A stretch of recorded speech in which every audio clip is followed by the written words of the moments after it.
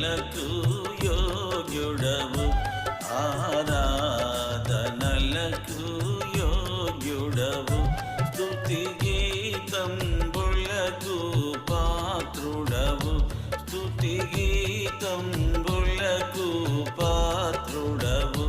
ప్రభు యేసు నిన్ను పూజితును, ప్రభు యేసు నిన్ను పూజితును, మనసార నిన్నే కీర్తింతును, మనసార నిన్నే కీర్తింతును.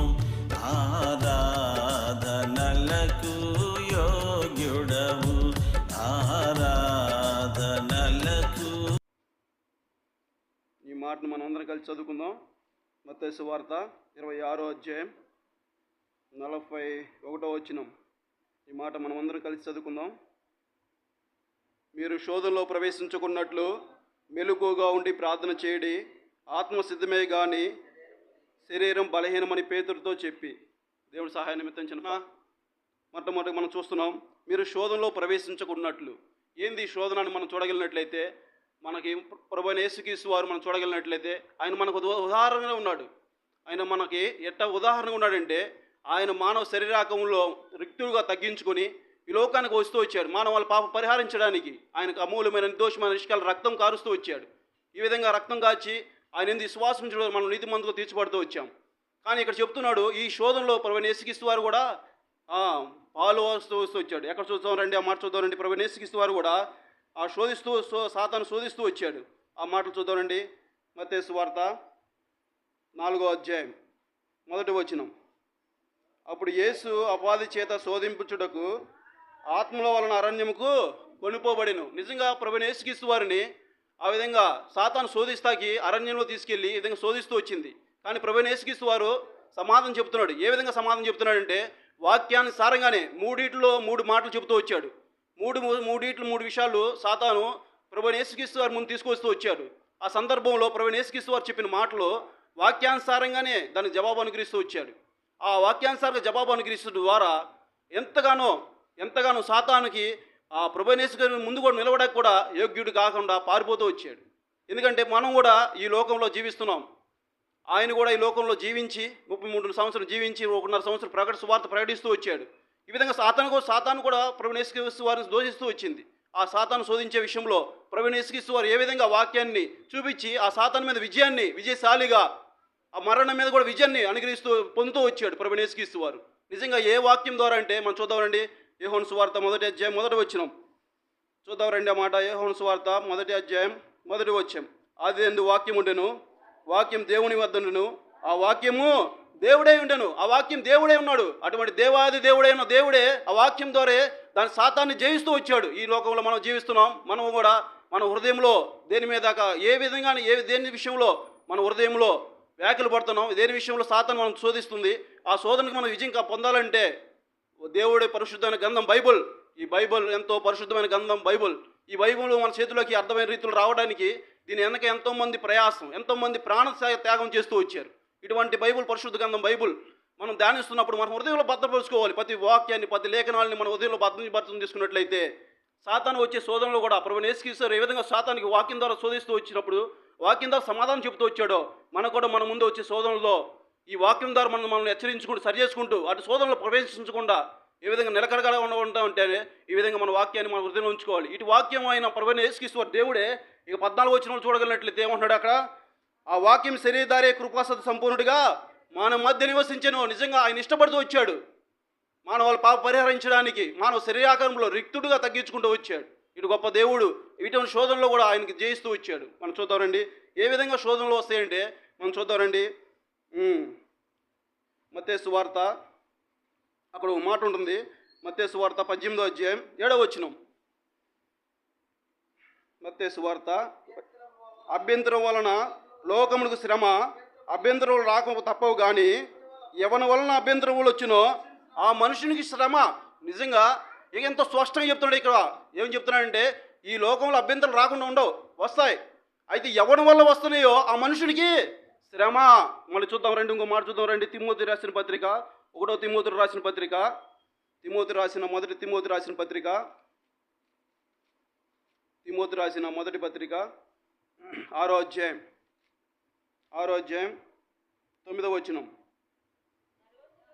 ధనవంతుడగుటకు అపేక్షించువారు సోదరుల్లోనూ ఊరిలోనూ అవే ఉత్తములను హానికరములైనను అనేక దురాలోచనలను పడుదురు.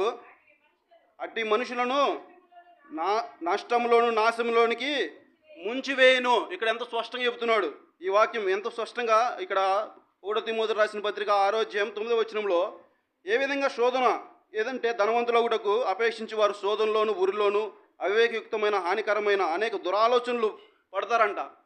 ఇక్కడ మనం చూస్తున్న శోధన, మనం ముందు కొంతమందిని చూద్దాం ఏ విధంగా శోధించబడుతూ వచ్చారు, ఏ విధంగా వాళ్ళు ఆ శోధనలో చిక్కుని ఆ వాక్యానుసారంగా వాళ్ళకి ఇచ్చిన కట్టడలను ఆజ్ఞలను కనికొనలేక ఎంతోమంది తప్పుతూ వచ్చారు. వాళ్ళతో పాటు ఉన్న వాళ్ళ కుటుంబాలను కూడా నష్టపరుచుకుంటూ వచ్చారు. కొంతమంది అయితే ఎంతో తన కుటుంబానితో సహా నష్టపడుతూ వచ్చారు. ఈ విధంగా నష్టపడుతూ వచ్చారు కొంతమంది. మనం చూద్దాం రండి, క్లుప్తంగా వాక్యానుసారంగా మన సమయం ప్రార్థించాలి కాబట్టి చూద్దాం. 2-3 లేకపోతే అధికమైతే ఒక వ్యక్తిని చూద్దాం రండి. ఆ మాట చూద్దాం రండి. యెహోషువ గ్రంథం 7వ అధ్యాయం. ఇశ్రాయేలు ప్రజల్ని మొట్టమొదటిగా నడిపించిన మోషే ఇశ్రాయేలు ప్రజల్ని నడిపిస్తూ వచ్చాడు. ఐగుప్తు బానిసత్తుల నుంచి ముందు నడిపిస్తున్న ఆ మోషే తర్వాత నాయకత్వం వహించింది ఎవరంటే యెహోషువ కాలంలో అనేకమైన యుద్ధాలు ముందు ఉన్నప్పటికీ అన్నిటి మీద విజయాన్ని పొందుతూ వచ్చాడు. ఏ విధంగా అంటే, నువ్వు నిబ్బరం కలిగి ధైర్యంగా ఉండు, నీ దేవుడు యెహోవా మీద నీ నమ్మకం ఉంచు, నీ దేవుడని యెహోవా గొప్ప కార్యములు చేస్తాడని యెహోవా దేవుడు తను చెప్పిన మాటలు ఆ ఆజ్ఞలను కట్టడలను అనుసరిస్తూ ఆ విధంగా ముందుకు కొనసాగించినప్పుడు యెహోషువ విషయంలో కూడా ఒక శోధన ఎదురుతూ వచ్చింది. ఏ విధంగా శోధన అంటే అది చూద్దాం రండి. ఆ మాట చూద్దాం రండి. యెహోషువ గ్రంథం 7వ అధ్యాయం. యెహోషువ గ్రంథం 7వ అధ్యాయం 6వ వచనం. యెహోషువ తన బట్టలు చింపుకొని తాను ఇశ్రాయేలు పెద్దలను సాయంకాలం వరకు యెహోవా మందసం ఎదుట నేల మీద ముఖములు మోపుకొని తమ తలల మీద ధూళి పోసుకుని, అయ్యో ప్రభువా యెహోవా, మమ్మల్ని నశించకున్నట్లు అమోలే చేతికి మమ్మల్ని అప్పగించుటకును ఈ జనులను యోర్దాను నది వెతుకుట దాటించిదివి. మేము ఏ యోర్దాను అవతల నివసించడం మేలు. కనికరించుము. ఇశ్రాయేలు తమ శత్రువుడు నిలవలేక వెనుకకు తిరిగినందుకు నేనేం చేయగలను? ఇక్కడ చెప్తున్నాడు. ఈ 9వ వచనంలో ఎంత స్పష్టంగా ప్రార్థన చేస్తున్నాడు. ఇవన్నీ చెబుతూ ఈ 9వ వచనంలో కిందకు చూడనట్టయితే ఏమంటున్నాడంటే, కానానీయులను ఆ దేశం నివాసులను విని మమ్మల్ని చుట్టుకొని మా పేరు భూమి మీద ఉండకుండా తుడిసివేసిన ఎడల ఏమంటున్నాడు, ఘనమైన నీ నామను గూర్చి నీవేమి చెబుదు అని ప్రార్థింపగా ఎంతో స్పష్టంగా చెప్తున్నాడు. ఈ విధంగా మమ్మల్ని పేర్ల మీద ఈ ఇశ్రాయేలు పేర్లు లేకుండా తుడిచివేస్తే ఈ ఘనమైన నీ నామానికి ఏమవ్వాలి అని చెప్పి యెహోషువ ఆ విధంగా ఎంతో దేవుణ్ణి ఇరుకులో పెడుతూ వస్తున్నాడు ప్రార్థనలో. ఏ విధంగా అంటే ఎంతో సంధిస్తూ వచ్చినాడు, ఎంత పశ్చాత్తాపడుతున్నాడు, తన బట్టలు చింపుకుంటూ వచ్చాడు, ధూళి పూసుకుంటూ వచ్చాడు, కన్నీళ్ళతో ప్రార్థన చేస్తున్నాడు. అదే సమయంలో దేవుణ్ణి ఇరుకాట్లో పెడుతూ వస్తున్నాడు. నీ నామం ఏమైపోవాలి? ఇశ్రాయేలు ప్రజలు ఈ విధంగా నడిపిస్తూ వచ్చి ముందు నుంచి ఆనాడు ఇశ్రాయేలు ప్రజలు యుద్ధం జరిగినప్పుడు ఎరుకో కోటను కూడా కూల్స్తూ వచ్చావు. వాళ్ళు ఏం చేయలే, యుద్ధం చేయలే. ఆ ప్రదర్శన చేస్తూ ఉన్నప్పుడే ఆటోమేటిక్గా అవన్నీ కూలిపోతూ వచ్చాయి. దేవుడి మీద విశ్వాసం నుంచి ఆ విధంగా గొప్ప కార్యాలు చూడగలుగుతున్న యెహోషువ ఈ చిన్న పట్టణం మీద, హాయి అనే పట్టణం మీద ఈ శోధన ఎందుకు వచ్చింది చూద్దాం రండి. 7వ వచనం, 1వ వచనంలో 7వ అధ్యాయం. శపితం దాని విషయంలో ఇశ్రాయేలు తిరుగుబాటు చేసిరి. ఎట్లనగా యూదా గోత్రములో జెహోరు ముని మనవడును జెప్తి కర్మీ కుమారుడు ఆకాను శపితమైన దానిలో కొంత తీసుకొని గనుక యెహోవా ఇశ్రాయేలు మీద కోపించుతూ వచ్చాడు. శపితమైనది ఏదైనా మనలో ఉందా? మనం ప్రశ్నించుకోవాలి. ఆనాడు ఆకాను ఆ విధంగా చేస్తూ వచ్చాడు, చూసిన దాన్ని ఆశిస్తూ వచ్చాడు, ఆ విధంగా తాను కొంత తీసుకుంటూ వచ్చాడు. అతను చేసిన పాపాన్ని తప్పును బట్టి ఇశ్రాయేలు పేరులు 6 లక్షల కాలుబలం అంతా ఆ హాయి అని చిన్న పట్టణం మీద అక్కడికి ఎంతమంది అవసరమని కొంతమంది వేగులను పంపిస్తూ వచ్చాడు యెహోషువ. అది ఎంత చిన్న పట్టణం, 2000-3000 మంది చాలు. ఆ పట్టణం మీద ఇంతమంది జనం అవసరం లేదు. ఎందుకు వాళ్ళని ఆ విధంగా ఎందుకో ఎలా అవసరం లేదని చెప్పని ఆ పెద్దలు చెప్తున్నప్పుడు వెళ్ళి చూసిన వాళ్ళు చెప్పినప్పుడు యెహోషువ ఒకటే చెప్తున్నాడు, సరే 3,000 మంది పంపిస్తూ వచ్చాడు. ఆ పంపించినప్పుడు ఆ చిన్న పట్టణం మీద ఎంతమంది చనిపోతూ వచ్చారంటే 24 మందిని అక్కడ పేర్లు కూడా లెక్కిస్తూ వచ్చాడు. చూద్దాం రెండో మాట, 4వ వచనం, యెహోషువ గ్రంథం. జనులు ఇంచుమించు 3,000 మంది అక్కడికి వెళ్ళిరు కానీ వారు హాయి ఎదుట నిలవలేక పారిపోయిరి. అప్పుడు హాయి వారిలో 36 మనుషులను హతం చేస్తూ వచ్చారు. 3,000 మందిని పంపిస్తే ఆ 3,000 మందిని ఒక్కొక్కరు చొప్పున 36 మందిని, అంతేనా, 36 మందిని హతం చేస్తూ వచ్చారు. దానికి చావుకు కారణం ఎవరు? ఎంత అవమానం! ఇన్ని దేశాల మీద ఆ ఇశ్రాయేల్ ప్రజలు వస్తున్నారంటే నా ఇశ్రాయేల్ పేర్లు వినగానే ఆ గడగడ వణుకుపోతూ వచ్చారు. అటువంటి సందర్భంలో యెహోషువ నాయకత్వం ఆ విధంగా చూడగలిగినట్టు ఆ మాట చూద్దామండి. 6వ అధ్యాయం 27వ వచనంలో, 6వ అధ్యాయం యెహోషువ గ్రంథం 6వ అధ్యాయం 27, యెహోవా యెహోషుకు తోడై ఉండెను గనుక అతనికి కీర్తి అంతటా దేశమంతా ఏమొస్తుంది, వ్యాపిస్తూ వచ్చింది. ఏ విధంగా అంటే యెహోవా అతనికి తోడే ఉన్నాడు. అటువంటి తోడే ఉండబట్టి ఎన్నో యుద్ధాలని, ఎన్నో విజయాలను పొందుతూ వచ్చాడు. అటువంటి విజయాన్ని పొందుతున్న ఈ యెహోషువ ఈ విధంగా శోధన రావడానికి కారణం, ఈ శపితమైన దాన్ని ఏ విధంగా దొంగిలిస్తూ వచ్చినప్పుడు తాను తెలియదు. ఈ 6 లక్షల బలంలో ఎవరు దొంగతనం చేశారని, ఒక ఇంట్లో 5 ఉంటే ఈ ఇంట్లో ఎవరి మనసత్తాలు ఎట్లా ఉంటాయి కూడా తెలియదు. అలాంటిది ఈ 6 లక్షల కాలు బలంలో ఈ చేసిన ఈ తప్పును బట్టి ఆ ఇశ్రాయేల్ ప్రజలు హాయ్ అని చిన్న పట్టణం మీద గెలవలేక పారిపోతూ వచ్చారు. దానికి ఎంతో పశ్చాత్తాపంతో యెహోషువ ప్రార్థన చేస్తూ వచ్చాడు. ఏ విధంగా ప్రార్థన చేస్తూ వచ్చాడో మనం ఆ మాట మళ్ళీ చూద్దాం రండి. 7వ అధ్యాయం 9వ వచనం, కానానీయులను ఈ దేశ నివాసులందరూ విని మమ్మును చుట్టుకుని, ఈ మాట చూద్దాం రండి. ఏమంటున్నాడు అక్కడ? ఏమంటున్నాడు? కానానీయులను ఈ దేశ నివాసులందరూ విని మమ్మును చుట్టుకొని మా పేర్లు భూమి మీద ఉండకుండా. ఆ కానానీయులు అంట, ఆ ఊరిలో ఉన్న కానానీయులు, ఆ దేశం వారు మమ్మల్ని చూసి మా పేరు భూమి మీద లేకుండా చేస్తారయ్యా. ఈ విధంగా దేవుణ్ణి ఎంతగా దగ్గరగా సన్నిహితంగా మాట్లాడుతున్నాడంటే, ఆ ప్రార్థనలో ఏ విధంగా ప్రార్థిస్తున్నాడంటే ఎంతో పశ్చాత్తాపంతో కన్నీళ్ళతో ప్రార్థన చేసినప్పుడు దేవుడు సంధిస్తూ వచ్చాడు. ఏ విధంగా మాట్లాడుతున్నాడు అక్కడ చూద్దాం. వాళ్ళని ఏ విధంగా పట్టుకోవడానికి యెహోషువ ఏ విధంగా ఒక గోత్రవాళ్ళ చొప్పున ఆ గోత్రవాళ్ళని ఏ విధంగా సంధిస్తూ వాళ్ళని హెచ్చరిస్తూ వచ్చాడో ఆ మాట చూద్దారండి. 7వ అధ్యాయం యెహోషువ గ్రంథం 7వ అధ్యాయం 15వ వచనం, అప్పుడు శపితమైనది ఎవరైతే దొరుకునో వాని కలిగిన వానికి అగ్ని చేత కాల్చివేయవలెను. ఏలైనగా వాడు యెహోవా నిబంధనను ఇశ్రాయేలును దోషకారం చేసిన వాడు. కాబట్టి యెహోషువ ఆ గోత్రం చొప్పున వాళ్ళనిద్దరిని ఏం చేస్తూ వచ్చాడు, దగ్గర రప్పిస్తూ వచ్చాడు. తర్వాత ఎక్కడ పట్టుకున్నాడంటే ఎవరి గోత్రంలో దొరికారంట. 18వ వచనం, అతడును అతని ఇంటి వారును పురుషులను వరుసను దగ్గరకు రప్పించినప్పుడు యూదా గోత్రమారు జెహారు మన ముని మనవడును జెప్తి మనను కర్మీ కుమారుడిన ఆకాను పట్టబడుతూ వచ్చాడు. ఈ ఆకాను పట్టబడుతూ వచ్చాడు. ఈ ఆకాను పట్టబడుచు ద్వారా ఇంకా వాళ్ళకి ఏ విధంగా ఎట్టవ దొరికేవాళ్ళు. అప్పుడు ఒక యెహోషువ మంచి మాట అంటున్నాడు. ఆ పట్టబడిన ఆకాను దగ్గరకు తీసుకొచ్చినప్పుడు యెహోషువ ఏమంటున్నాడంటే 19వ వచనంలో, అప్పుడు యెహోషువ ఆకానుతో నా కుమారుడా, చాలు అక్కడ ఏమంటున్నాడు యెహోషువ, నా కుమారుడా. ఆనాడు యేసు ప్రభు 10 సమస్య ఆ స్త్రీని తీసుకొచ్చి 10 మంది ఆ విధంగా ఈయన తప్పు చేసింది దాన్ని బట్టి మా మోషే ధర్మశాస్త్ర ప్రకారం ఈమెకి రాళ్ళతో కూడా చంపాలని చెప్పి యేసుప్రభుని శోధించడానికి ఆ మధ్యలో పెట్టి చెప్పుతున్నప్పుడు అప్పుడు అక్కడ ఒక సందర్భంలో ఒక మాట అంటాడు యేసుక్రీస్తు ప్రభు, అమ్మా ఎవరు నీ మీద రాయేయలేదా. ఈ విధంగా అన్న మాట యేసుక్రీస్తు అన్నాడు. ఇక్కడ చూడగలిగినట్లే యెహోషువ ఏమంటున్నాడు, నా కుమారుడా. ఏమంటున్నాడు అక్కడ, నా కుమారుడా, ఇశ్రాయేలు దేవుడని యెహోవా మహిమను చెల్లించి ఆయన ఎదుట ఒప్పుకొని నీవు చేసిన దానిని మరువు చేయక నాకు తెలియజేయమని నిన్ను వేడుకొనుచున్నా అని చెప్పగా ఎంతో వినయంగా చెప్తున్నాడు. ఇంకోళ్ళు అయితే మనమైతే ఏం చేస్తాం, మన ఇంట్లో తమ్ముడు, మన తల్లిలో ఇంట్లో కుటుంబంలో ఒక 5 ఉంటారు, చిన్నపిల్లలు అన్నదమ్ములు 2 ఉంటారు. వాడు ఏదైనా తప్పు చేశారనుకో, ఎంపన వాడిని ఏదైనా తీసుకెళ్ళిపోయి డబ్బులు తీసుకెళ్ళారంటే వాడిని లాగిచ్చి కొడతాం మనం. ఆవేశం, వాడిని ప్రేమ చూపం, ప్రేమతో వాడిని అడగం. ఎంతో ప్రేమతో తప్పు చేశాడు 10 మంది కాదు, 6 లక్షల కాల బలంలో ఈ ఒక్కడు కాకాను చేసిన తప్పును బట్టి ఇశ్రాయేల్ ప్రజలు ఆ హాయి పట్ట మీద ఓడిపోతూ వచ్చారు.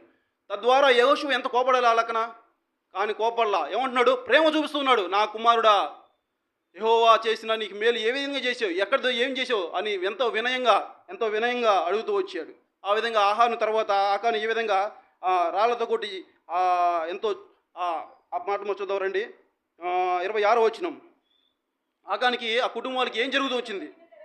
వారు రాళ్లతో కొట్టిన తర్వాత అగ్ని చేత వారి మీద రాళ్ళను పెద్ద కుప్పలుగా వేసి అది నేటి వరకు ఉన్నది.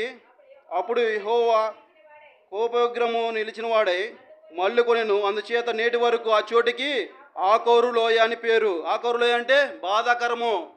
ఈ విధంగా ఏం తెచ్చుకుంటూ వచ్చాడు ఈ శోధనలో? ఆకాను ఒక ఆశించిన ద్వారా బట్టి ఇశ్రాయేలు ప్రజలు ఎంతగానో నష్టపడుతూ వచ్చారు. ఇంకొక వ్యక్తిని చూసుకుందాం, మనం ప్రార్థించాలి కాబట్టి చూద్దాం రండి. రెండవ రాజుల గ్రంథం.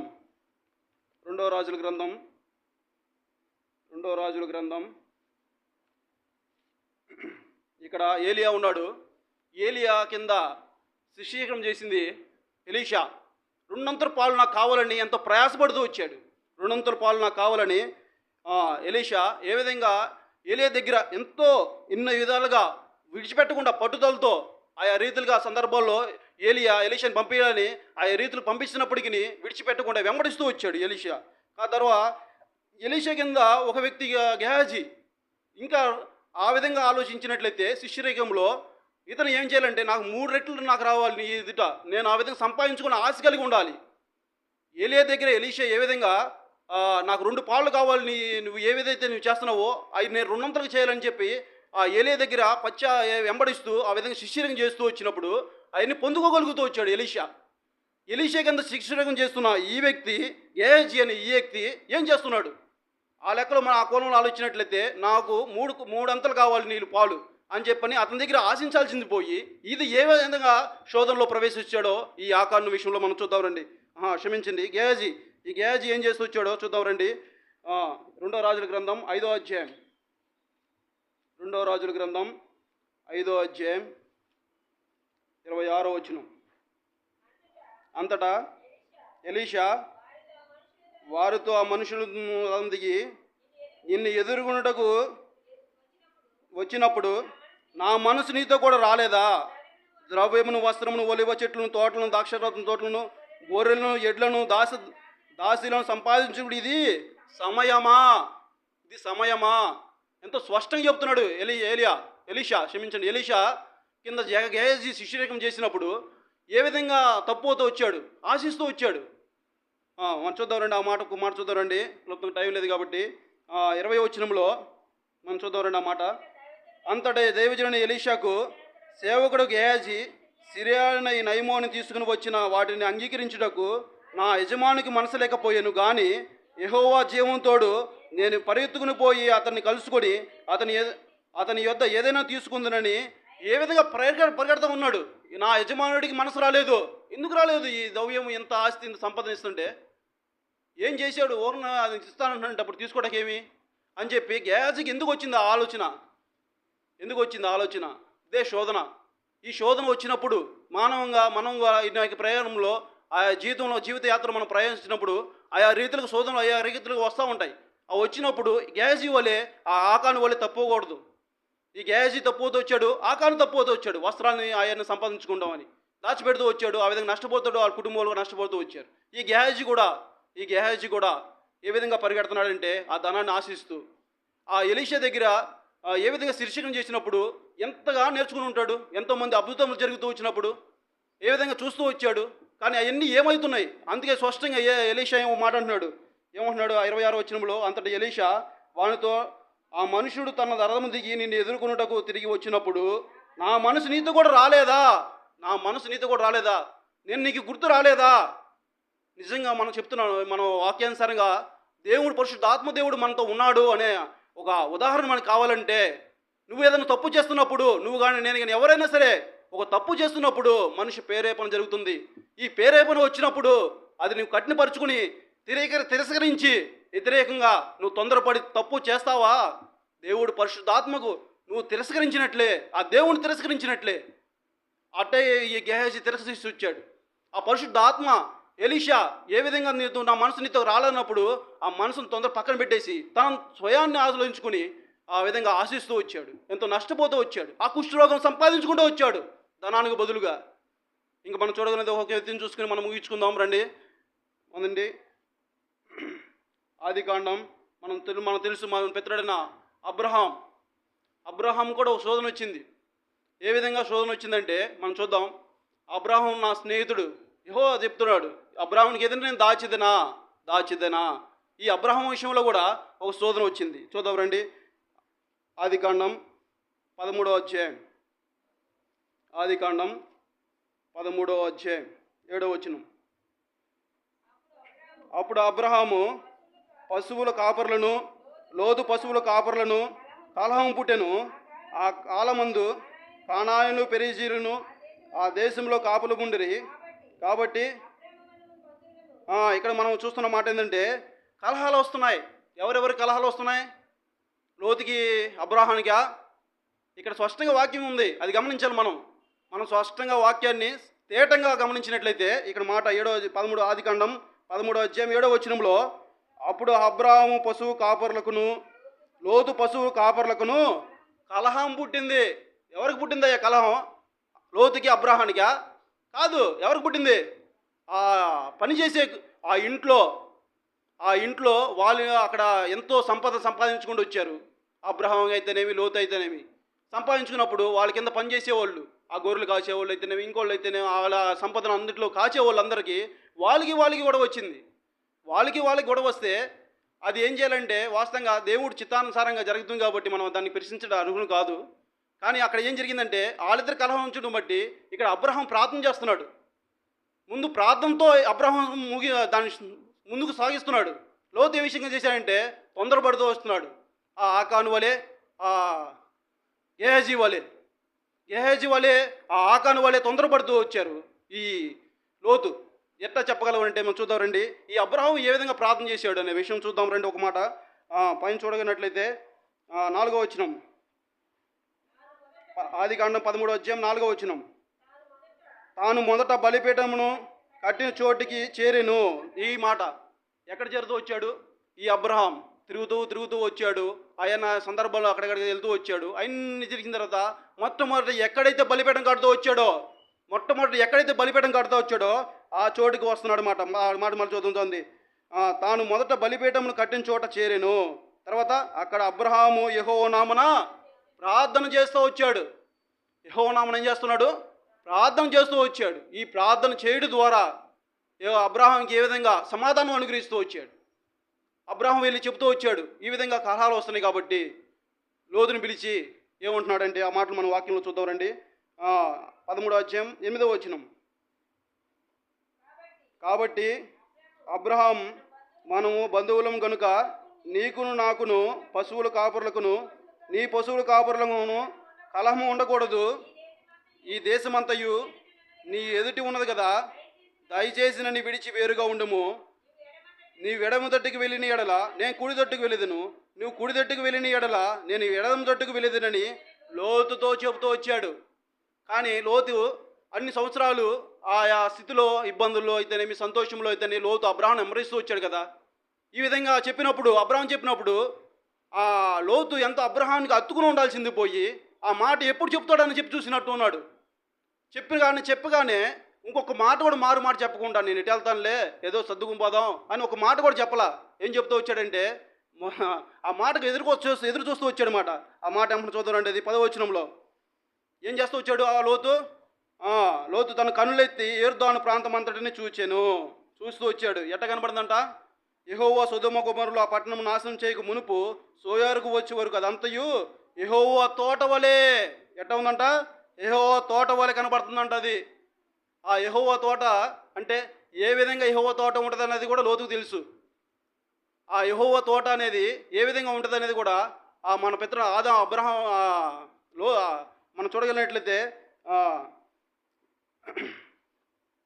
ఆదాము అవ్వ ఆ ఏదెను తోటలో ఏ విధంగా జీవించారనే సంగతి కూడా ఈ లోతుకు తెలుసు కాబట్టి ఆ మాట చెప్పగలుగుతున్నాడు. ఏ విధంగా కనబడుతుందంట? యెహోవా తోట వలె ఐగుప్తు దేశమంతను నీళ్లు పారు ప్రదేశం వలె లోతు కనబడుతూ వచ్చింది. ఈ లోతు కనబడ దృష్టి ద్వారా ఆ లోతు తొందరపడి ఆ విధంగా దాన్ని ఆశించి తీసుకుంటాం. ఆ విధంగా ఆ లోతు తీసుకున్న ఆ ప్రదేశాన్ని ఎంచుకున్న ఆ ప్రదేశం ఏ విధంగా ఉందంటే ఆ రెండు మాటలు చూసుకుని మనం ఊహించుకుందాం. చూద్దాం రండి. ఏ విధంగా ఉందంటే అది యెహోవా దృష్టికి ఎట్లా ఉందంటే 13వ వచనం, సొదొమ మనుషులు దుష్టులను యెహోవా దృష్టికి బహు పాపులనై నుండిరి.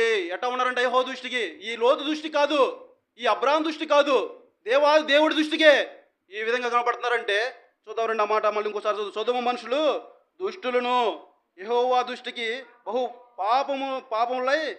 పాపులనై ఉండిరి. ఇటువంటి ఈ ప్రదేశాన్ని ఎంచుకుంటూ వచ్చాడు. తద్వారా ఎంత నష్టాన్ని కొని తెచ్చుకుంటూ వచ్చాడు. ఏ విధంగా నష్టపడుతూ వచ్చాడు మనకి అందరికీ తెలిసి ఈ మాటలు. ఈ విధంగా కాకాను వలె, ఈ విధంగా గెహజీ వలె, ఈ విధంగా లోతు వలె తొందరపడి నష్టాన్ని కొని తెచ్చుకుంటున్నామా మన జీవితాల్లో? మనం ప్రశ్న వేసుకుందాం. ఈ ప్రార్థన కూడా హెచ్చరించుకుందాం. ప్రభువా, ఆత్మదేవుడి సహాయంతో, పరిశుద్ధాత్మ సహాయంతో మనం ప్రార్థన చేద్దాం. ఏకీభించి ప్రార్థన చేద్దాం. తద్వారా దేవుడు మనకెంతో ఆశీర్వాదాలు మనకు అనుగ్రహిస్తాడు. పశ్చాత్తాపంలో అబ్రహాం వల్లే ప్రార్థన చేద్దాం, యెహోషువ వల్లే ప్రార్థన చేద్దాం. తర్వాత మనం చూస్తూ వచ్చాం ఏ విధంగా ఇంకో మాట, ఇంకో రాజుల గ్రంథం, ఎలీషా వలే, యెహోషువ వలే, అబ్రహాం వలే మనం కూడా ఏకీభించి ప్రార్థించి అటువంటి వచ్చే శ్రమల నుంచి తప్పించుకొని దేవుని ఈ భూమి లోకంలో మనం జీవించే కొద్ది జీవితం దేవునికి ఇష్టకరంగా ఎంతో ఆయన ఇష్టానుసారంగా జీవించినట్లయితే ఆ పరలోక రాజ్యములో బలా నమ్మకమైన మంచి దాసుడాన్ని మనం చెప్పగలుగుతాడు దేవుడు. ఒక మాట చూద్దాం రండి. ఆ మాట చూసుకుని ఏ విధంగా ప్రార్థించాలని మనం చూస్తూ వచ్చాం. మనం చూద్దాం రండి. మత్తయి సువార్త 26వ అధ్యాయం. మీరు శోధనలో ప్రవేశించుకున్నట్లు మెలకుగా ఉండి ప్రార్థించుడి. ఈ విధంగా మెలకు కలిగి ఉన్నామా? ఈ ముగ్గురు వ్యక్తులు మనం సాదృశ్యంగా చూస్తూ వచ్చాం. ఈ ముగ్గురు వ్యక్తుల్లో ఈ మెలకు అనేది లేకపోవడం వల్ల వాళ్ళు నష్టాన్ని కొని తెచ్చుకుంటూ వచ్చారు. మన జీవితంలో అటువంటి నష్టాన్ని కలగ ఉంటుంది కాక, మరి ముఖ్యంగా ఆత్మీయంగా మన పరిశుద్ధ ఆత్మ దేవుడి సహాయంతో వ్యక్తిగతంగా అయితే మీ కుటుంబ సంఘపరంగా అయితే కలిగి మనం ఆ విధంగా ప్రార్థించి ఏకీపించి ప్రార్థించినప్పుడు మన ప్రార్థన దేవుడు ఆలకిస్తాడు. మనం ఇంకొక పాట పాడుతూ వచ్చాం, హల్లెలూయా అనే పాట. ఈ పాటకి పాడిన వ్యక్తి జయశ్రీరావు గారు ఆ పాట పాడుతూ వచ్చాడు. అంకులు ఆయన, పెద్ద ఆయన, హెబ్రోన్లో ఆయన వాక్య పరిచయం చేస్తుంటాడు, మీ అందరూ తెలుసు. అతను ఈ పాట పాడడానికి, ఈ పాట పాడేటప్పుడు ఆ కుటుంబంలో ఎటువంటి సందర్భంలో ఈ పాట రాశాడు తెలుసా? ఎటువంటి సందర్భంలో అంటే నిజంగా ఆయన ఢిల్లీ ఏదో ప్రయాణంలో వెళ్తుంటే పెద్ద కుమారుడికి రాజమండ్రి రాగానే కడుపులో విపరీతంగా వచ్చేసింది. ఆయన అక్కడున్నాడు.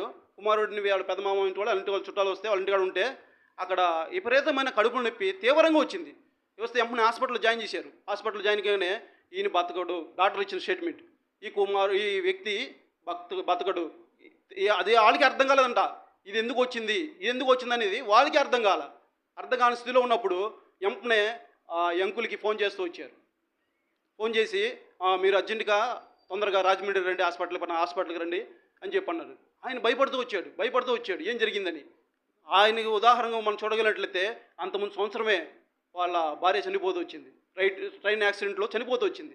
మళ్ళీ నా కొడుకు ఏమైంది చెప్పు, నేను ఇబ్బరం కలిగి దేవుని పక్షంగా ఉన్నాను, నాకేం కాదు, మీరు ఏమేమి జరిగింది చెప్పండి అని చెప్పి నిలదీస్తూ మళ్ళీ ఫోన్లో అడుగుతూ వచ్చినప్పుడు అతను అడిగి చెప్తూ వచ్చాడు నిజంగా ఏమని, మీ కుమారుడిటగా హాస్పిటల్లో జాయిన్ చేసాము, మీ తొందరగా రండి అన్నప్పుడు ఆ వెళ్ళాల్సిన ప్రయాణం ఆపుకుని హాస్పిటల్కి వస్తూ వచ్చాడు. హాస్పిటల్ రాగానే ఆ కుమారుని చూసి తల్లి భార్య చనిపోయింది, కుమారుని చూసి అద్దుకుని ఏడుస్తున్నాడు కుమారుడు. ఏ విధంగా అంటే, తండ్రి నాన్న నొప్పి, కడుపు నొప్పి, బాధ, మరి నొప్పి పడుతుంది, తట్టుకోలేకపోతున్నా, డాడీ అని చెప్పి బాధపడుతూ ఏడుస్తున్నప్పుడు నిజంగా అటువంటి సందర్భంలో ఆయన కన్నీళ్లు కారుస్తూ మనసులో వేదన పడుతూ కీర్తన గ్రంథం చూద్దాం రండి. 34వ కీర్తన గ్రంథం 34వ కీర్తన.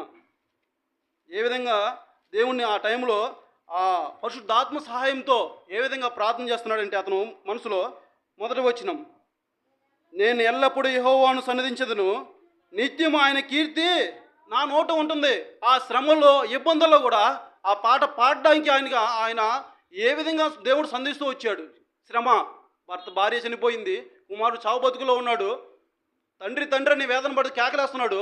అటువంటి సందర్భంలో, అటువంటి సిచ్యువేషన్లో ఈ పాట రాయగలుగుతున్నాడు. ఈ మాట దేవుడు స్పష్టంగా అతనితో మాట్లాడుతూ వచ్చాడు. పరిశుద్ధ గ్రంథం బైబిల్లోంచి 34వ కీర్తన మొదటి వచనంలో అతను చూసినప్పుడు అతను చెప్తూ ఉన్నాడు, పరిశుద్ధాత్మ చెప్తున్నప్పుడు ఈ పాట, నేను ఎల్లప్పుడూ యెహోవాను సన్నుతించిన నిత్యము ఆయన కీర్తి నా నోట ఉండును అని చెప్పి పాడినప్పుడు ఆ విధంగా దేవుడు వాళ్ళు హాస్పిటల్ చెప్తూ వచ్చారు.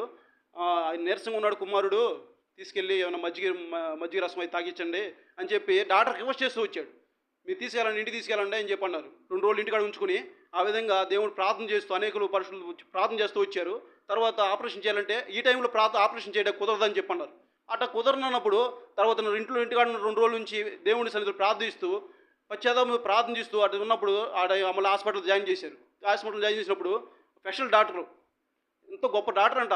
ఆ డాక్టర్ వచ్చాడు. అది ఎంతో మామూలుగా వీళ్ళకైతే గంటలు పడింది ఆపరేషన్కి. 15 నిమిషాల్లో పేగు ఇన్ఫెక్షన్ అయింది. అది లోపల కడుపులో ఆ చిన్న పేగు ఇన్ఫెక్షన్ అయితే ఆ పేగు 15 నిమిషాలు ఆపరేషన్ సక్సెస్ఫుల్ చేసి కట్ చేసి తీసుకొచ్చి ఆ పేగు తండ్రికి ఈ అంకుల్కి చేసి ఆ అంకుల్కి చూపిస్తూ వచ్చాడు. అది చూస్తూ వచ్చాడు. అది చూస్తూ ఉన్నప్పుడు ఆ తండ్రి దగ్గర ఉన్నప్పుడు ఆపరేషన్ చేయకముందు ఈ పాట పాడుతూ వచ్చాడు. ఆ పాట మనం చూస్తూ వచ్చాం. ఆ పాట 190 ఆ పాట హల్లెలూయా అనే పాట మనం పాడుతూ వచ్చాం. 198వ పాట. ఈ పాటలో ఎట్ట రాశాడంటే, ఈ చరణాలు ఎట్ట రాశాడంటే ఎంతో క్లుప్తంగా రాస్తూ వచ్చాడు. ఫస్ట్ దేవుడు వాగ్దానం గుర్తు చేస్తూ వచ్చాడు. దేవుడు వాగ్దానం గుర్తు చేస్తూ వచ్చాడు. తర్వాత మనం చూడగలిగినట్లయితే ఈ జీవిత యాత్రలో ఏమి సంభవించినా అది నీకే ప్రభువు అని ఎంతో తన జీవిత యాత్రలో తను సాగిన ఆ సందర్భాన్ని గుర్తు చేసుకుంటూ ఈ పాటను పాడుతూ వచ్చాడు. ఆ పాట మనం ఈ చరణం పాడి మనం ప్రార్థనలో ఏకీపిద్దాం. చూద్దాం రండి. ఈ జీవిత యాత్రలో ఏమి సంభవించినా, ఈ జీవిత యాత్రలో ఏమి సంభవించినా, మహిమానికే ఓ ప్రభు, ఇది నాది నా ప్రార్థన. మహిమానికే ఓ ప్రభు, ఇది నాది నా ప్రార్థన. ప్రభువా నిన్ను నే కొనియాడేదన్, హల్లెలూయా పాడేదా. ప్రభు నిన్ను కొనియాడేదన్, హల్లెలూయా పాడేదా.